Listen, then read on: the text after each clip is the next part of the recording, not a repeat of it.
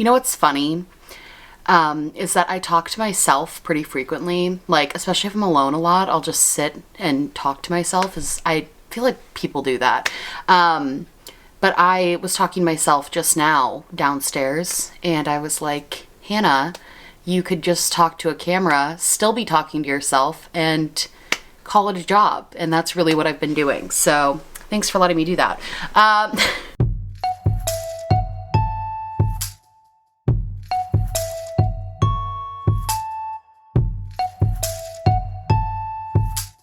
Friends, hello, hi, how are you? I hope you guys are having an amazing day today. Hello, ciao, hola, what other ones do I know? Not a lot. Bonjour.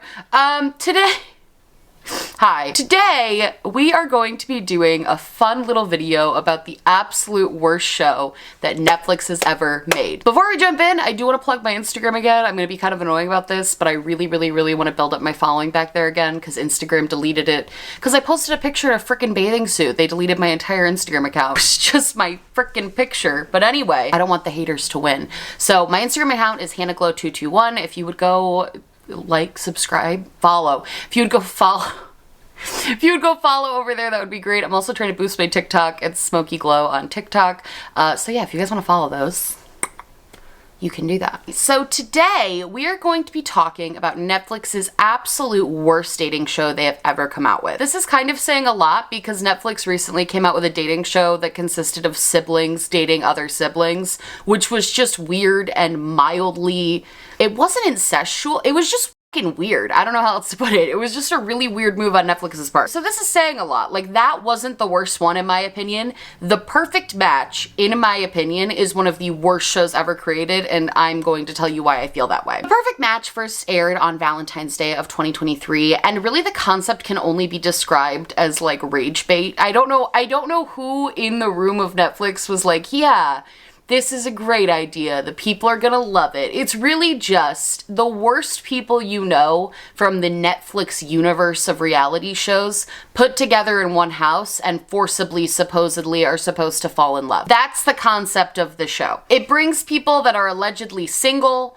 into one house, which that's a whole thing too. Half of them are like in committed relationships and are literally just there for clout. From the get, this concept is just inherently flawed with bringing people from the Netflix universe onto a dating show, because most of the people that go on Netflix reality shows now have seen the social media success that people in the first couple of seasons have had and really just go on it so they can become internet celebrities. This is becoming a huge problem, and especially their love dating shows like Love is Blind, Too Hot to Handle. It's becoming kind of a problem where people are way more focused on being social media famous than they are on actually finding a connection with a person and wanting to marry them, which is supposedly the premise of those shows. So bringing kind of the clout chasiest people, because only those people would do a freaking show like this together, and putting them into one house together, just inherently from the get makes the show, and it's supposedly they're supposed to fall in love, inherently from the get just doesn't make sense and does not track that it's going to be successful. I want to preface that normally when I do these videos, I tend to give like a recap of the season in the video. I'm not doing that. This show was so bad and so boring and so painful to watch. There's nothing to recap. There's nothing spicy or interesting or complicated to talk about. It's just a bunch of clout chasers looking for more clout. That's like, I could end the video there actually. That's literally the epitome of the show. There's other issues obviously that I'm going to talk about, but that's literally the epitome of the show. That's why it's especially interesting to me that Netflix even made this show in the first place. I get it for views and like rage bait. Like, I get all of that. And objectively shitty reality TV can still be interesting to watch. But I think it's funny that they did this premise in the first place, because the major complaint that they have been getting about shows like Love is Blind and Too Hot to Handle is that all of the people are just in it looking for fame, and that they need to be better vetting these people that go on these shows to make sure that they're actually in it for the real reasons and not just for this 50 minutes of Instagram clout that they could maybe obtain. So instead of working on the problem, Netflix was like, hey, this is a problem in our dating shows. Let's just embrace it and make it a bigger problem. The premise of this show is that 5 women and 5 men each go into a house together with the objective of finding their perfect match out of those 5 people. Every other night they have mixers and they alternate whether it's the girls or the guy's turn to pick the perfect match. And by perfect match, it means they're picking someone to share a bedroom with, which is super fucking weird. Can we talk about that? Okay, I understand they want to like move things along, but it's day 1 and all 5 of the people have to be matched up. Most of them just get put together because they don't like anyone, so they just like pick someone random. This is actually something that participants of the show have complained about, the fact that there's no privacy pretty much immediately and you're forced to immediately share a bed with people that you just met and are essentially strangers to you. Anyway, that's my side tangent. That's just super fucking weird to me.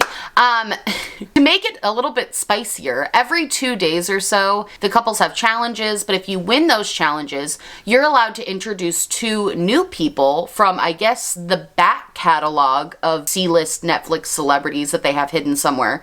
You get to choose from the back catalog and pull people into the house for mixer night so that people can switch their perfect match if they want to. But these mixers, whether a girl or a guy picks, you can either go to bed with the person that you've been matching with, or you can switch and go with a brand new person, and then that other person usually gets kicked out of the house. At the end of the show, all of the people chosen to be a part of the like back catalog of people, not the couples, not the main matches, they get to vote on who they believe the perfect match is, and then that is the winner. And the winner gets a vacation, which no one who's won has yet to take. And I think that's fascinating. Season 2 of this show just dropped, and like I said, normally I would do recaps of this, but this show is so bad, I'm not doing that. I more in this video want to talk about how Netflix kind of changed the dating show game, only to then ruin it with a show like The Perfect Match. In 2020, when Love is Blind and Too Hot to Handle premiered, these shows were definitely very cringy, and definitely some people, you know, it's reality TV, like it is what it is.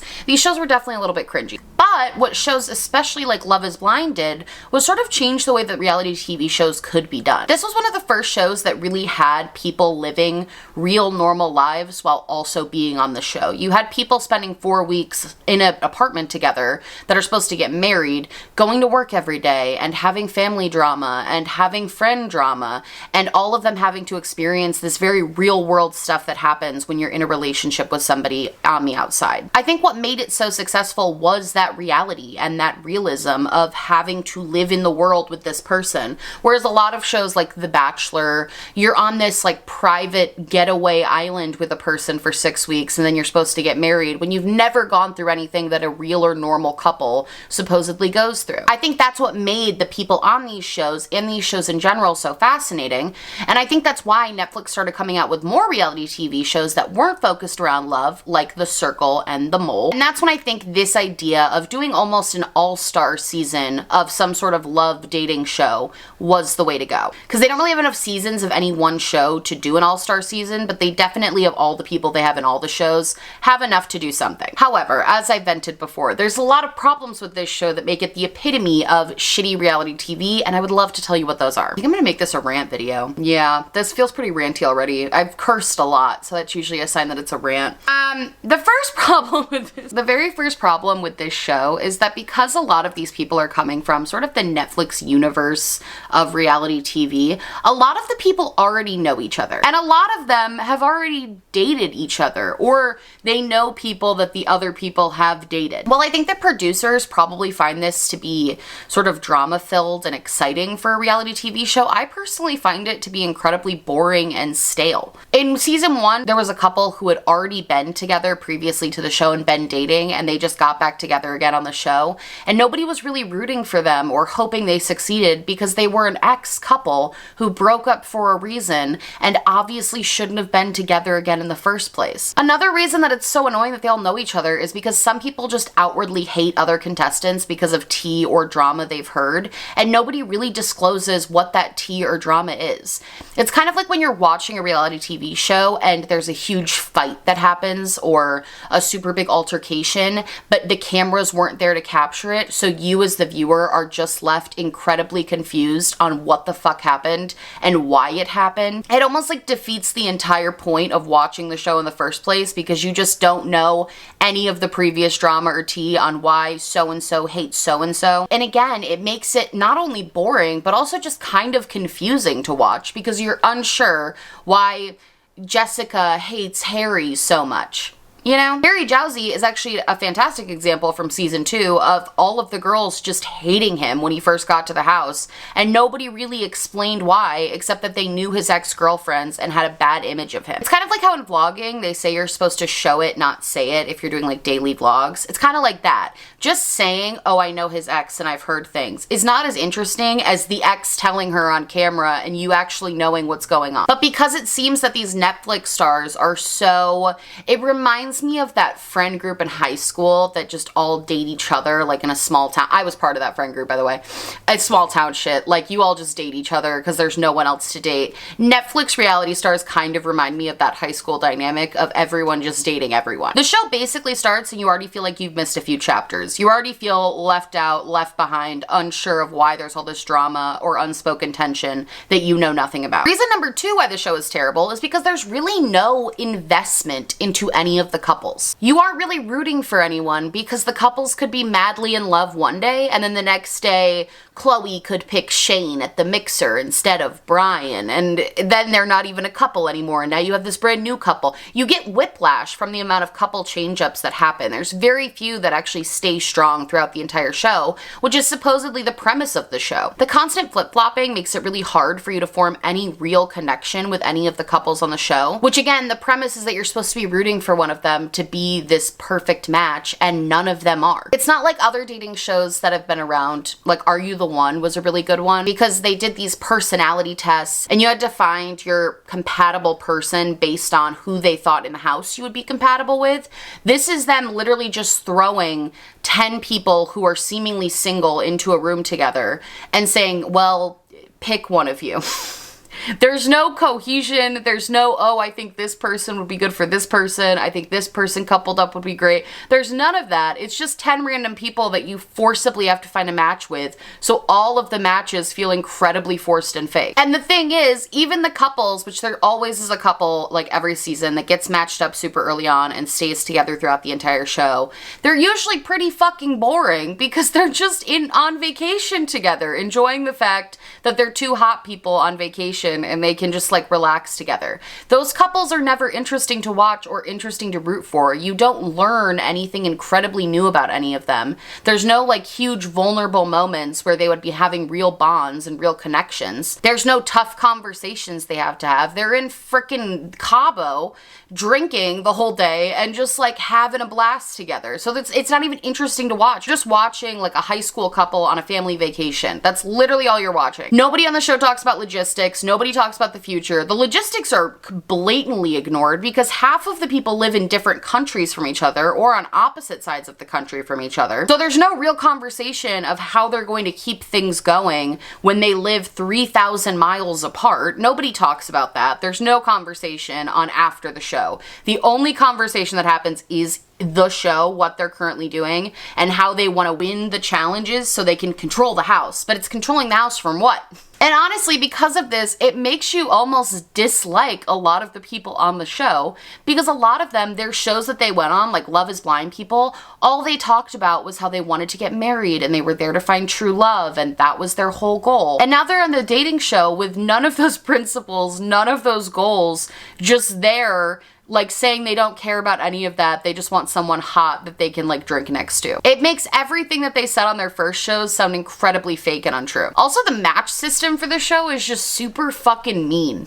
Like, they're all at this mixer, and 2 by 2, the couples pair off and they go up to the bedrooms. And then there's 2 people left over who just didn't get picked. It's just like you're the last person picked in gym class. That's the vibe it gives. They just didn't get picked, so they just sadly walk out the door and go to whatever housing the producers provided for them. And the fucked up part is, the 2 new people that they bring in every night only get what is to the viewers about 10 minutes of screen time before it's either decided that they're going to get picked and get to stay, or they're gonna get booted out. You again have no real time to root for any single couple. At the end of the show, you don't even really want anyone to win because nobody is a perfect match. Nobody actually cares about each other. They're all just there for clout. That's the only reason. They're there for clout. They should have just made like another Who Wants to Be the Next Instagram Famous Person show, and that would have been 10 times more interesting than trying to force all these people who have no chemistry and no connection to pretend like they're in love for 10 episodes.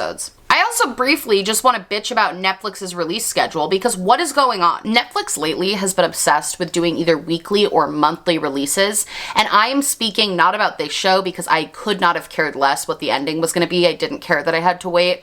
It was whatever. It's like annoying because this is the type of shitty reality TV show that you would just want to binge watch and just watch all of it in one and be done with it. That's exactly how this is. I'm speaking as a Bridgerton fan now, and this is a complete side note, but having to wait a month, 30 days between part 1 and part 2 of Bridgerton was the most annoying month of my entire life, because why did we have to wait for that?